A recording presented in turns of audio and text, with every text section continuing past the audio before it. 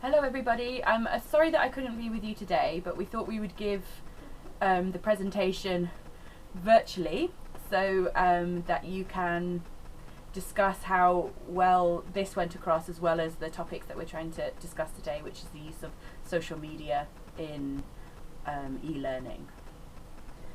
So we picked this article which was Teaching, Learning and Sharing, How Today's Higher Education Faculty Use Social Media, published in 2011, and this article has taken together a questionnaire that was done through an online website of teaching faculty of all disciplines. So I think that's something to bear in mind as we go through this article, that it's not just medical faculty or scientific faculty, it's faculty of all sorts of subjects in the US. The questionnaire was carried out through an online survey website, and one point that we thought when discussing this article is perhaps you have pre-selected candidates to reply to this questionnaire already because the invitation was via a web survey. So that's again something to bring up in to bear in mind, and that we will bring up in the discussion later on. First of all, they discussed faculty awareness of social media. So just are you aware of Facebook, Twitter, YouTube, blogs, MySpace, wikis, LinkedIn, Flickr, and SlideShare. SlideShare was new to me. That was a website I'd never heard of. And just this shows you that even if you have been teaching for more than 20 years, that everybody's generally aware of social media sites. Next, they discussed how faculty use social media for personal use.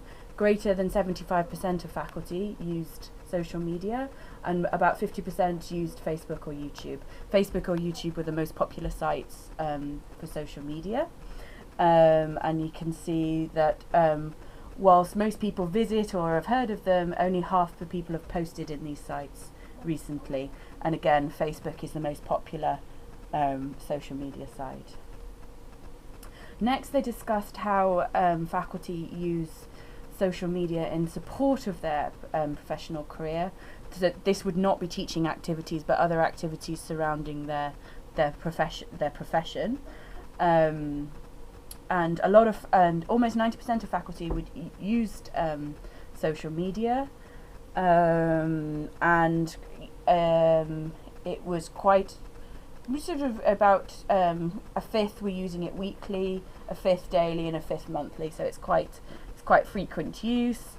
And actually, what people found here that is it swapped between Facebook and YouTube, and that YouTube became the most popular site when you're looking at things in support of your professional career. And it was pointed out this is probably looking for online videos for which to bring into your teaching. And then next they discuss. And then they looked at the frequency of the use of social media by whether or not they taught online or not online. And it seems like the awareness of all the different sites is about equal, whether faculty taught online or not. So most were aware, even if they didn't teach online. And then again, the most common for use within teaching was online videos. The most popular site for online videos being YouTube. The next being podcasts, blogs, and then Twitter and Facebook were very rarely used for teaching activities by these faculty that were surveyed here. And this one was, we quite liked figure 18, the comparison of personal and professional use. And you can see Facebook is really well used for personal use, but not used very much for the other concern that faculty brought up was that the majority of faculty said that social networks take up more time than they are worth. So that's something to be said with how much effort you have to put into doing your teaching through a social media site than it would just be in a regular classroom situation. And then to end up with, not all social media sites were seen as valuable for teaching. Facebook and Twitter not seen as having value for class use. The idea that video, podcasts, blogs, wikis are really valuable tools for teaching but it was, and the faculty really agreed that social media is good for collaborative learning.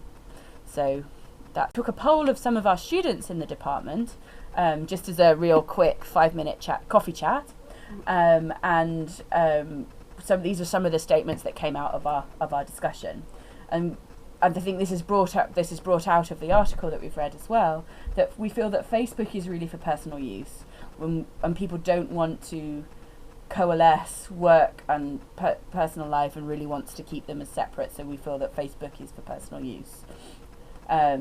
People like online resources such as the virtual campus at KCL, which I know some of my biomedical students use.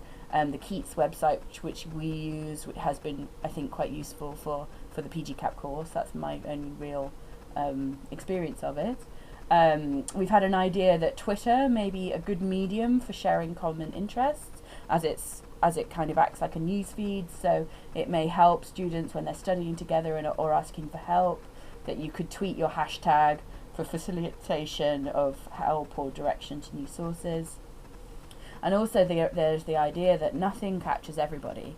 So whether you put all your stuff on Twitter, perhaps not every student is going to get to it. So it's the thought of how we get around that kind of idea. So I'd like to end there. Hand you over to my colleagues Anita and Jenny to further discuss this article and the use of social media for e-learning.